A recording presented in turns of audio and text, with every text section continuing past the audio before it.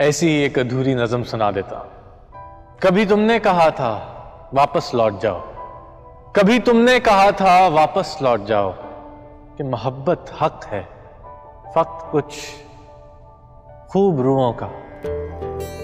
حسن کے شہزادوں کا، بہت دلکش سے جسموں کا، فلک کے پریزادوں کا، مگر اس سوغات سے آری میں ایک عام سا قاری، سو واپس لوٹ آیا مگر یہ کہہ نہ پایا، بہت برباد ہوتے ہیں فقط چہرے کہاں، کچھ دل بھی پریزاد ہوتے،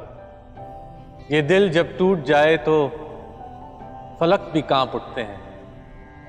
محبت روٹ جائے تو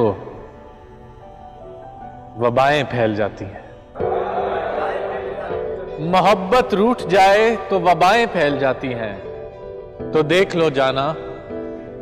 تمہارے شہر میں آج جنگلوں کا سکوت ہے،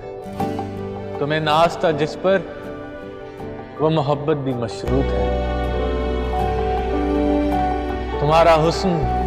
بس ایک سراب ہے، اور کیا دلکش کیا بدصورت، اور کیا دلکش کیا بدصورت، ہر چہرے پر نقاب ہے، ہر شخص باحجاب ہے۔